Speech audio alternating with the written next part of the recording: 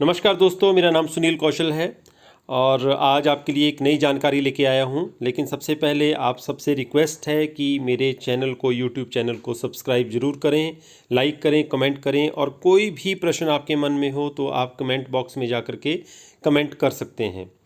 तो सबसे पहले मेरी ये रिक्वेस्ट रहेगी, क्योंकि ये आप सब लोगों का प्यार रहेगा कि आप मेरे चैनल को देख रहे हैं और इससे मैं ज़्यादा मोटिवेट होऊंगा कि मैं आपके लिए और ज़्यादा वीडियोस बना सकूं जिसमें आपको ज़्यादा से ज़्यादा गवर्नमेंट जॉब की जानकारी दे पाऊं। तो अभी लेटेस्ट जो है, हिमाचल प्रदेश गवर्नमेंट की तरफ से क्लर्क रिक्रूटमेंट 2020 की नोटिफिकेशन जारी की जा चुकी है, जिसमें कि क्लर्क की कुछ पोस्टें जो हैं वो उसके लिए ओपनिंग हुई है। तो Himachal Pradesh staff selection commission HPSSC की तरफ से रिक्रूटमेंट 2020 के लिए क्लर्क वैकेंसीज़ की ओपनिंग हो चुकी है। इसके लिए आप अप्लाई कर सकते हैं। Himachal Pradesh HPSSC staff selection commission की तरफ से ये जो क्लर्क की पोस्ट हैं, इसके ये है टोटल 13 पोस्टों के लिए आप अप्लाई कर सकते हैं। सैलरी का जो बैंड है वो आपके सामने है, 5,910 से लेकर के 20,200 रुपये पर मंथ तक। और जॉब की जो लोकेशन है वो है हमीरपुर। इसके बाद बात करते हैं क्वालिफ़िकेशन की। तो क्वालिफ़िकेशन की जो डिटेल है वो इस प्रकार से है। तो इसमें सबसे पहले तो जो रिक्वायरमेंट है, as per R&P rules, minimum essential qualification should have passed 10+2 examination or its equivalent from a recognized board of school education or university। मतलब कैंडिडेट 12वीं पास होना चाहिए, +2 एग्ज़ामिनेशन पास उसका होना चाहिए किसी भी रिकॉग्नाइज्ड बोर्ड से या किसी भी रिकॉग्नाइज्ड यूनिवर्सिटी। उसके बाद should possess a minimum speed of 30 words per minute in English typewriting or 25 words per minute in Hindi typewriting on computer।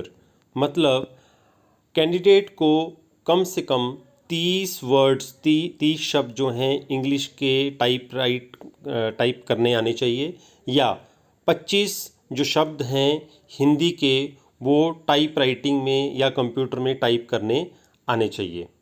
इसके बाद हम बात करते हैं एज की। The minimum and maximum age limit of 18 to 45 years will be reckoned as on 1/1/2020। मतलब minimum age जो है वो 18 साल होनी चाहिए और मैक्सिमम ज़्यादा से ज़्यादा जो उम्र है, एज है, वो 45 साल होनी चाहिए 1/1/2020 तक। अब बात करते हैं एप्लीकेशन फ़ीस की। तो जनरल कैटेगरी और EWS x serviceman of Himachal Pradesh relieved from defence services on their on request before completion of normal tenure. तो जनरल कैटेगरी के कैंडिडेट्स हों, EWS के हों, एक्स सर्विसमैन जो कि हिमाचल प्रदेश यूनिवर्सिटी से रिलीव्ड हों फ्रॉम डिफेंस सर्विसेज, उनके लिए जो फ़ीस है वो रहेगी 360 रुपये। जनरल IRDP फिज़िकली हैंडीकैप्ड, उनके लिए जैसे ward of freedom fighter, also ward of ex serviceman of Himachal Pradesh, उनके लिए जो फ़ीस रहेगी वो रहेगी 120 रुपये। SC of Himachal Pradesh, ST of Himachal Pradesh, OBC of Himachal Pradesh, BPL of HP, EWS of BP और या BPL including SC, ST, OBC, ex-servicemen of HP relieved from defence services on their own request before completion of normal tenure, SC, ST, OBC, ward of ex-SM of HP, that is dependent son, इन सब के लिए जो fees रहेगी वो रहेगी 120 रुपये। Other conditions की बात करते हैं। All candidates, whether in government service or government-owned industrial or public enterprises or other similar organizations or in private employment, should submit their applications online directly to the commission। मतलब जो candidates already government service में हैं या जो candidates government owned जैसे कि कोई private institute enterprises में काम कर रहा है, उन्हें वहाँ से प्राइवेट एम्प्लॉयमेंट अपनी मतलब applications online directly to the commission जमा करवानी पड़ेंगी। एक बहुत ही ज़रूरी like persons already in regular government service whether in permanent or temporary capacity are requested to submit a declaration that they have informed in writing to their head of the office or department that they have applied for a particular post।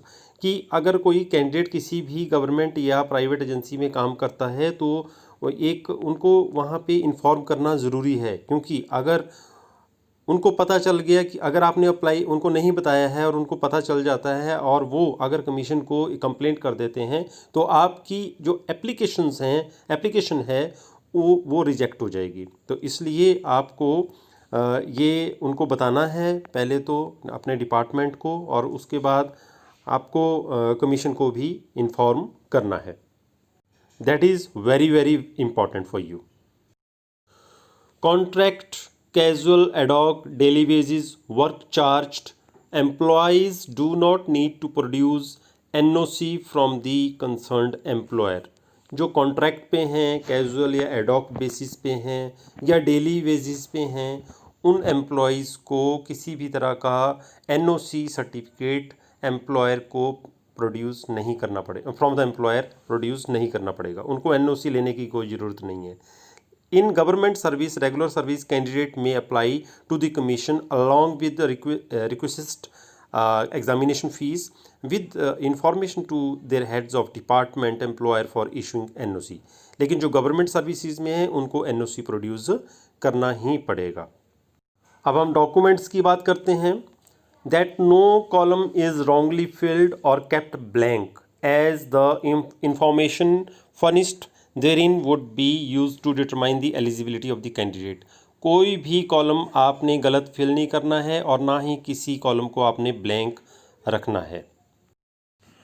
Document certificates are to be provided in support of claims made information give in the online recruitment application ORA at the time of equivalent of 15 marks.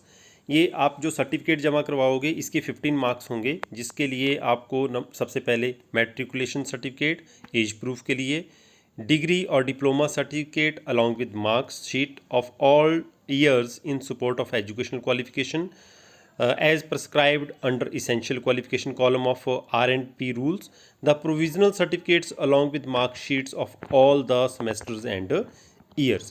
तो आपको 10th class का certificate as proof के लिए जमा करवाना है, और जो आपने डिग्री या डिप्लोमा किया हुआ है उसके ऑल ईयर्स की या जितने भी सेमेस्टर आपने कवर किए हैं उन सब की फ़ोटोकॉपीज जो है वो अटैच करनी है।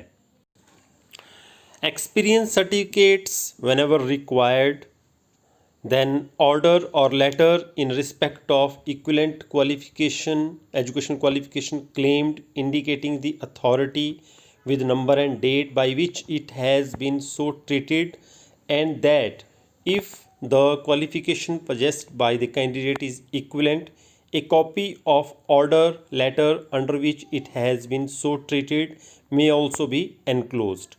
तो आपने एक्सपीरियंस सर्टिफिकेट्स जो भी आपके पास हैं वो भी अटैच करने हैं, और अदर जो डॉक्यूमेंट्स हैं वो भी आपने अटैच करने हैं। इसके बाद जो अगले डॉक्यूमेंट्स हैं उसके बारे में आपको बताता हूँ। कास्ट सर्टिफिकेट, अगर कोई कास्ट है तो वो आपने सर्टिफिकेट लगाना है। अगर आपका कोई BPL सर्टिफिकेट है वो भी आपने लगाना है। All other certificates if any required for determining eligibility and carrying evaluation as mentioned in mode of selection criteria part 1 and 2 whichsoever applicable to the applicants। तो आपके पास अगर ये तीनों सर्टिफिकेट में से कोई भी है, दो में से कोई भी है या कोई तीसरा सर्टिफिकेट भी है, ये भी आपने अटैच करना है, जिसका आपको फ़ायदा होगा। क्योंकि अगर आपने किसी कैटेगरी के अंडर अप्लाई किया हुआ है तो उसके सर्टिफिकेट का प्रूफ आपको उसकी फ़ोटोकॉपी स्कैन कॉपी जो है ऑनलाइन वो भी आपको दिखानी पड़ेगी। अब द क्वेश्चन मार्क ये है कि अप्लाई कैसे करेंगे। तो आपको ऑनलाइन अप्लाई करना है। Online applications are invited for direct recruitment of under mentioned categories of posts using the website of Himachal Pradesh staff selection commission. आपको ये जो मैंने यहाँ पे वेबसाइट आपको बताई गई है उस पर आपने अप्लाई करना है ऑनलाइन, और जो कैटेगरी क्लर्क के लिए अगर आप अप्लाई कर रहे हो तो उस कैटेगरी में जाकर के अप्लाई करना है। Application can be filled up from 26/9, मतलब 26 सितंबर को इसकी नोटिफिकेशन जारी हो चुकी थी अप्लाई करने की, और लास्ट डेट है इसकी 25 अक्टूबर 25/10/2020। रात के आप 12 बजे तक इसमें इसको अप्लाई कर सकते हो 25 तारीख तक। There after website link will be disabled, उसके बाद वेबसाइट लिंक जो है बिल्कुल बंद हो जाएगा, आपकी ये एप्लीकेशन जो है एंटरटेन नहीं की जाएगी, एक्सेप्ट नहीं की जाएगी। The candidates are strictly advise to apply online well in advance to avoid a rush during closing dates of submission of online recruitment applications. No offline application form will be accepted by the commission. तो इसलिए आप इस गलतफहमी में ना रहना कि offline हम जा कर के वहाँ सबमिट करवा पाएंगे, ऑनलाइन ही अप्लाई करना है।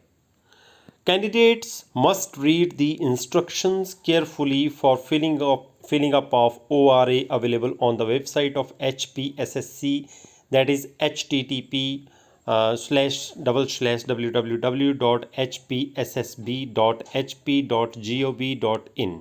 ये वेबसाइट है, यहाँ पे आप ऑनलाइन रजिस्ट्रेशन करवा सकते हैं, ऑनलाइन अप्लाई कर सकते हैं। The downloaded copy of the online application form along with necessary original certificates and self-attested copies must be brought at the time of documentation or evaluation for 15 marks, or to submit the same whenever required by the commission to ascertain the eligibility of the applicants। तो जो भी downloaded copy होगी online application form की और उसके साथ जो भी आपने सर्टिफिकेट लगाए हैं उसकी सब ओरिजिनल कॉपीज़ जो हैं आपने अपने साथ लेके जानी है डॉक्यूमेंटेशन के दौरान, जिसके लिए आपको 15 मार्क्स में से कितने भी मार्क्स मिलते हैं, लेकिन 50 मार्क्स की वो इवेल्युएशन आपके डॉक्यूमेंट्स की होगी। So the opening date for submission of the online recruitment application, online O, recruitment R, application A, ORA form is 26/9/2020 as I have told you, जैसे कि मैं आपको ऑलरेडी बता चुका हूँ। क्लोजिंग डेट जो है वो इसकी 25 अक्टूबर है, रात के 11:59 तक, और इसका एडवर्टाइजमेंट नंबर आप नोट कर सकते हो 36-3/2020। तो ये इसका एडवर्टाइजमेंट नंबर है, आप ऑनलाइन भी इसका पता कर सकते हो या वेबसाइट में जाकर के पता कर सकते हो। तो ये आपके लिए आज की जानकारी थी। आई होप कि आपको मेरा ये वीडियो पसंद आया होगा, ये जानकारी आप तक पहुँचे, ये मेरी कोशिश रहती है। और भी काफ़ी गवर्नमेंट जॉब्स निकलती हैं, उसकी जानकारी भी मैं आपके लिए लेके आऊँगा। तो सबसे मेरी रिक्वेस्ट है कि मेरे YouTube चैनल को सब्सक्राइब ज़रूर करें, लाइक ज़रूर करें, कमेंट ज़रूर करें। अगर आप कोई और जानकारी चाहते हो तो उसके लिए भी आप कमेंट कर सकते हैं। धन्यवाद।